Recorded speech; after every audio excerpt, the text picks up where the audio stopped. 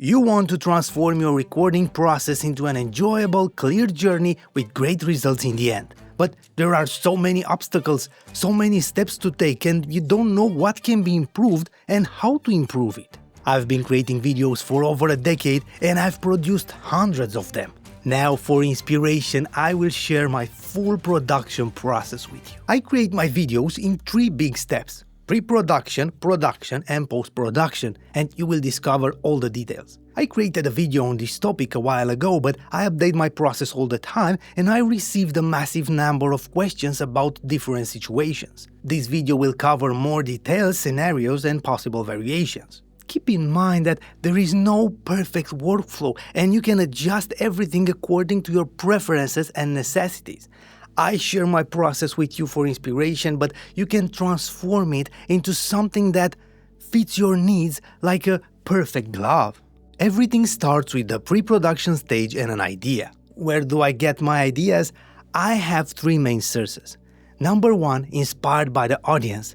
Number 2, research for search volume. And number 3, problems I had at the beginning. Inspired by you, the audience. I read all the comments, and this helps me discover so many problems that talking head value-driven video creators have. And if you are at the beginning and don't have an audience yet, go to similar channels with the same topic and read those comments. You will discover a tremendous number of ideas. Research for search value. When I have some ideas that come from my daily experience, I go to Google Trends and research to see if people are searching for that topic. For value-driven videos, I still consider search as an important traffic source because it directly reflects the needs of the audience. Problems I had at the beginning. This is easy. If you have a channel about personal finances as an example, you clearly have experience in that topic. Think about your main problems when you were a beginner in managing finances, because there are huge chances that other beginners will encounter the same problems now. After I decide to go with an idea, I move further to scripting. This is a controversial step because many people skip it and speak freely in front of the camera, while others create only bullet points. There is no right or wrong. Choose what's best for you, but keep in mind a few important advantages and disadvantages, especially for value-driven videos. What are the main advantages? If you script, you will create in the end a shorter video delivering the same value. This is important because with talking head videos, people don't want to waste time on a lot of blah blahs. Your performance in front of the camera will be more precise and more articulate because you can review your words before shooting and polish the entire message. It will be faster to shoot the video. You don't need to take many doubles or think about your next words. It will be way faster to edit the video. Following the script, you only need to do the cuts because everything is in the perfect order. But we also have a few disadvantages. For many people, reading will make the performance feel less natural. Even if all the words are yours, the full message is yours. Reading in front of the camera requires more practice, even if it looks easier, and it is from one point of view, but it requires more practice to read and look natural at the same time. Overall, it's more time-consuming because you need to write, review the script, and polish your words, practice, and read it a few times to look natural. It takes longer. I prefer to script because for value-driven videos, the advantages are huge. My main focus is to help you receive my message as easily as possible. My focus is to make your journey smoother, not mine. Most of the time, to make things easier for you, it will be harder for me, and I don't have a problem with that. I create all my videos for you, and I don't search for the easiest and fastest way to create my videos. I search for the best delivery for you, even if it's more difficult for me. I consider this extremely important for every talking head value-driven video creator. And when I write my scripts, I follow a few key points all the time. Respect the promise. If you promise something in the title and the thumbnail, respect that promise. Make the viewer the main character. everything should be for the viewer, to help the viewer solve a problem or get inspired about solving a problem. The whole video is for the viewer. Be as short as possible. This is where scripting plays a huge role, because when I speak freely, I tend to talk too much and people get bored. Yes, I can cut when editing, but most of the time the cuts look bad, skipping some words. Also, I try to be as short as possible without skipping important details. And I always follow a logical structure. This is the template, the structure I use to script my videos.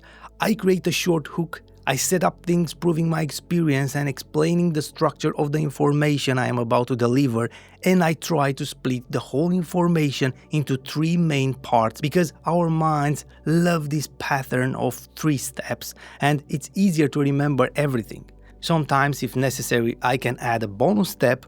I do a short recap of the whole information delivered and I create another hook and set up for the next video I'm recommending.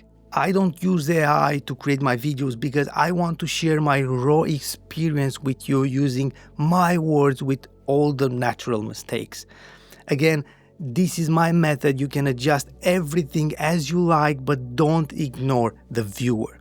You want other people to watch your videos, so create for them.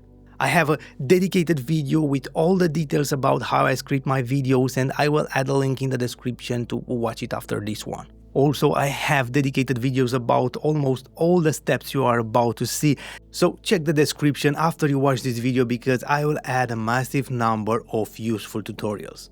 I have an idea. I script and after I move to preparing the shooting space. When I'm ready to shoot, first I turn on my camera and set the framing. For me it's easier because I have my setup ready all the time and I use the same framing. I shoot all my talking head videos using my Sony ZV-10 and the Sigma 16mm f1.4 lens. Sometimes I use a secondary camera, that's the ZV-10 Mark II. I use this camera for a secondary shot and B-roll, and I also set the framing for the secondary camera when I use it. Next, I turn on the main lights and the background lights. Arrange everything to look good and set the cameras to have the right exposure. Next, I check the audio recording equipment and settings. Most of the time I record the audio separately using my shotgun mic, the 8875R, and one of my audio interfaces, the SSL2 Mark II or the Scarlett Solo.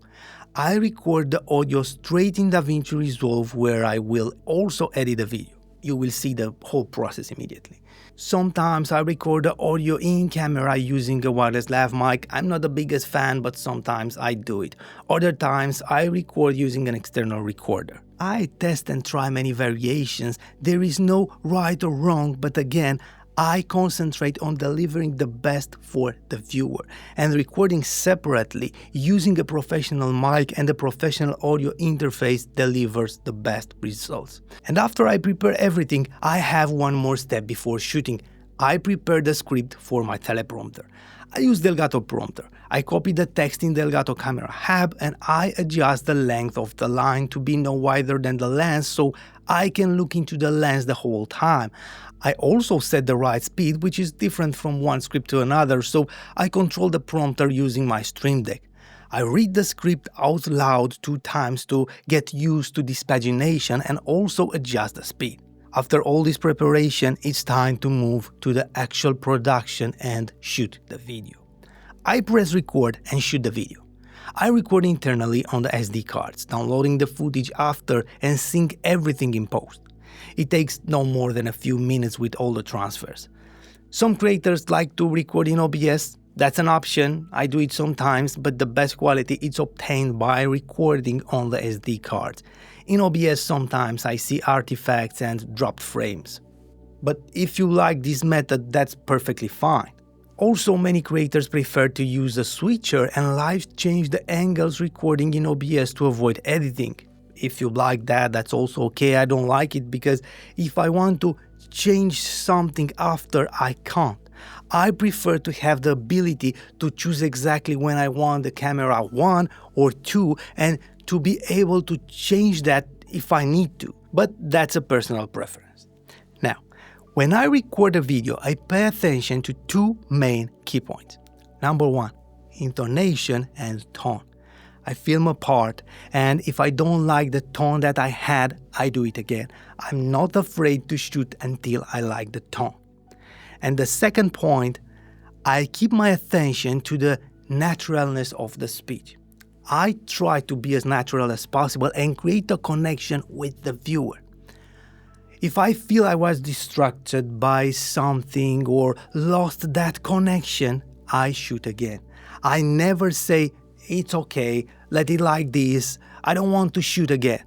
I shoot until I'm satisfied with the result because it needs to be as easy as possible for the viewer, for you, not for me.